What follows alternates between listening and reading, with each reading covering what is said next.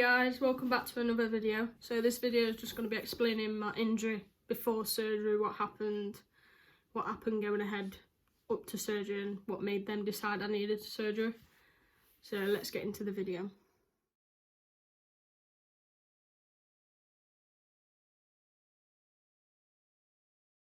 So this injury actually happened on the 12th of July 2019 last year. I was at the gym. And I'd been to the gym 3 times that week already and I felt fine, like my knee felt absolutely fine. I'd walked up to the gym every day that week, walked back, done the gym session, just felt fine. Been to work, I work in retail so I'm on my feet a lot, felt fine. There's nothing there, no pain, so like it wasn't my own fault, there was no pain there whatsoever, so it just felt normal. I got up that morning, it was a Friday, I got up that morning, made breakfast, had breakfast, got ready, walked up to the gym because it's in my local village, and then did everything at the gym. I get on the treadmill for 10 minutes to warm up, did all the weights, the normal weights that I do, like it was no lower than a usual day. Like I felt fine, absolutely fine. I was tired because obviously I'd done a full week at the gym that week. My first full week, like I was finally getting my fitness up and everything. And then I was on the leg press. I always do a leg press last because it kills me. And I do 3 sets with 10 reps each set on everything. That's not just leg press, on everything I do. I'd done 2 sets already and felt fine, nothing ever felt wrong. And I think I was on about the 7th or 8th rep in the 3rd set.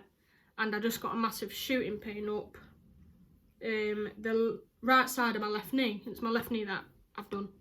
And it was running up my knee, and my knee was just in absolute agony. I didn't know what was happening. I managed to get to the changing room and sort myself out. I managed to walk home because obviously I had to walk home. There was no other way going home. And then, with it being a Friday, I was at work that night, and I went to work. I just had painkillers. It killed me, but I went to work, and then obviously I worked the Saturday and the Sunday, because obviously retail, we work weekends. I worked all weekend, I felt fine. And then Monday came, and Monday is my day off. I rested all day, I didn't go to a gym. I couldn't go to a gym, the pain was too much. And then I finally decided on the Tuesday to go to a doctor's. I thought it'd be a good idea. And I got an appointment and I went to see my doctor, and she looked at me and she decided that it was best to go for an MRI scan, and that she'd thought I'd torn my ACL ligament, which is the main ligament that keeps your knee stable. And it was kind of like a shock. Like at that point I was devastated. This time last year I wasn't in a very good place mentally, so the gym actually was helping me push through and keep positive and stay on top of that. I wasn't playing football at the time because I didn't have a team, but me and my cousin were looking to get into a ladies team together because we wanted to play football together. Like we couldn't in the past because of the age difference. Like she was literally like a couple of days older than the league I'd allow. So we was looking for a team at this point. And yeah, it was hard. Like it was a kind of kick in the teeth.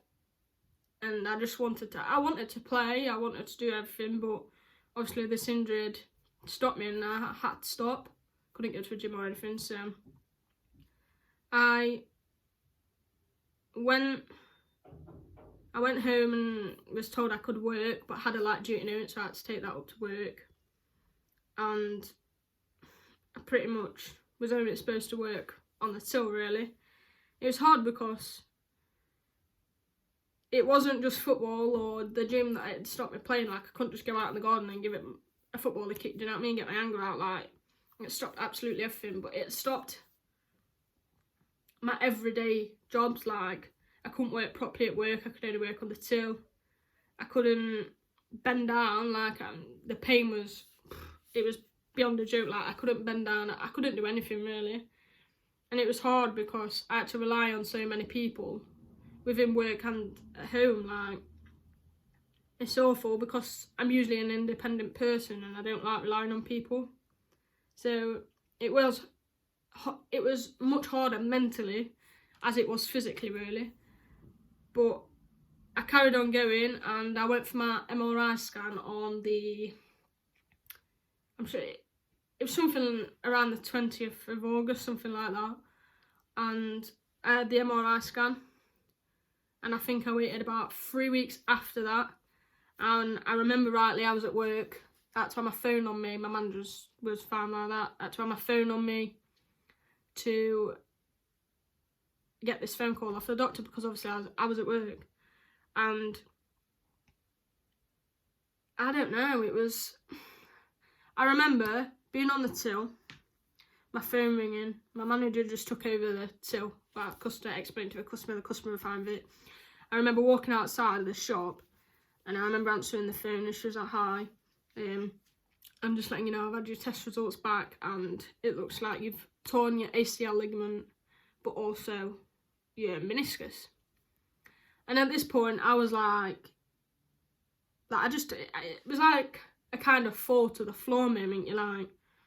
So I knew this could have possibly happened, but it hits 10 times more when you actually get told that this has happened, like, this is what's going to happen moving forward.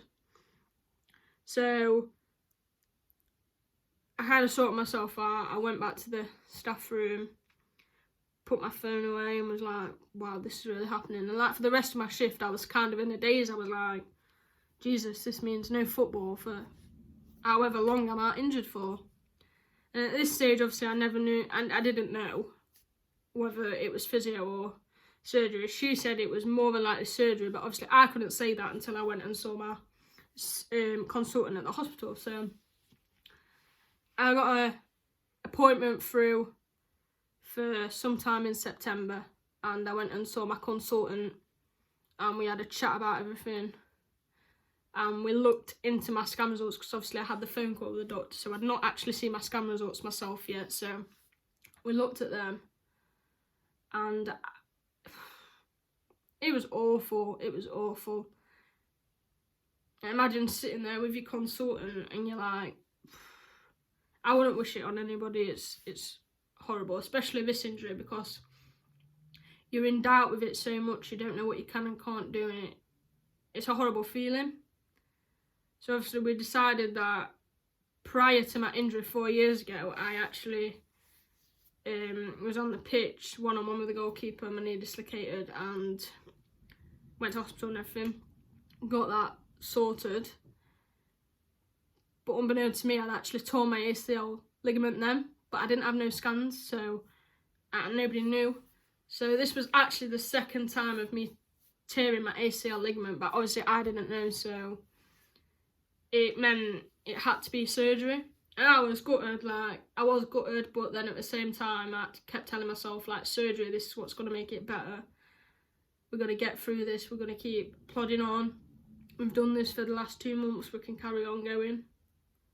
So I kind of knew I had to just get on with it. So off I went back to work for God knows how long. And then at the start of December, I think it was actually the day before my 18th birthday, I had a letter through for my operation for the 6th of January. And I was buzzing for that. I was buzzing, like, I was like, oh my God, I can enjoy Christmas, enjoy New Year with my family, who I absolutely adore and wouldn't be without, especially throughout this, because they've been so supportive. It's been amazing. So big shout out to them. And I actually got there on the 6th of January, 7:30. I had to be there for my granddad took me, dropped me off, and I went to day case. And then it didn't go ahead. My surgeon had double booked me, just a mistake that happened. So I went home. I was devastated because I'd hyped myself up for this operation. I was buzzing that I was finally having it done and that it was getting sorted. It was a bit of a kick in the teeth again, but it happened, and it happens. It doesn't happen to me, it happens to everybody. So I got a new date through for the 25th of February, and I went again, 7:30, and then it got cancelled again. So it was a massive kick in the teeth again, and it was heartbreaking, and I was absolutely gutted this time, like emotionally. Like, I just wanted it done now, and it just felt like everything was going against me at this point. So that was that, and then I got another date through for the March 10th, and it actually went ahead, but obviously not ahead as what we'd planned. So, but that is all explained in the first video, so I will link that in the description so you can go and watch that. But yeah, this injury has taken its toll in many, many ways. There's never a moment where I look back on and I think, wow, this really did happen to me. Like, I'm going to be completely honest and say whenever I played football or whenever I was in the gym, I never ever thought I was going to get injured. But nobody ever does. You never think like that. You look and you watch people on the telly that do big injuries like this, and you just think that's never ever going to happen to me. But then when it does, it really does kick you in the teeth. Like, you see people explaining these injuries and explaining how it's hard mentally and physically.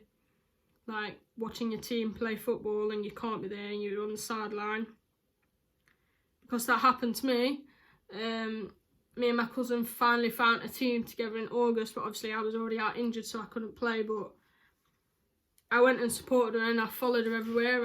I went to training with her, I went matches with her, and it's a kick in the teeth because she kind of sat there thinking, well, I could be doing that, but I can't because I'm out injured. And it's hard, but that's the one thing that kept me going, like knowing that one day I will be back out there and I will make it, and I'll never ever give up, like never ever give up.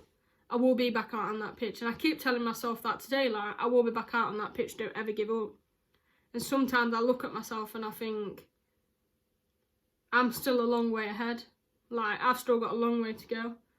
But with these exercises from physio and everything that I'm doing at home, obviously I will get there. Like, I'm not going to ever give up on it. Football has been my dream and it always will be, and I will get there. So yeah, and that does conclude the video. I hope it's explained my injury in more detail and what actually happened running up to the surgery, how it goes. It's not always the same for everybody. Like, many people have multiple scans before surgery, before they decide surgery is the right thing. Many people have physio, but obviously with my injury prior, I'd already had 3 lots of physio, so surgery was decided it was the best thing for me. But then again, it wasn't, because it never went ahead really. But because this has been quite a down video, because obviously it's been very, very hard to talk about, I want to start ending the videos on a quote, and today's quote is, don't be afraid to fail, be afraid to try. And it's a quote that's helped me a lot along this injury. If you don't try, you've just automatically failed. Like when I sit outside and I'm doing my exercises and I think, oh, I can't do it today, it's too much. I then think, well, no, because if you don't do them, you've already failed and you're not going to move forward. So keep trying, keep staying strong, keep focused on what you're doing, and you will get there. You will keep pushing yourself. So yeah, thank you for watching the video. I hope you've enjoyed. Please give it a thumbs up, comment down below, and I will answer the comments, and I'll link my Instagram below in the description box also. So if anybody has any more questions, then don't be afraid to message me. And please subscribe because it all means so much to me. Thank you.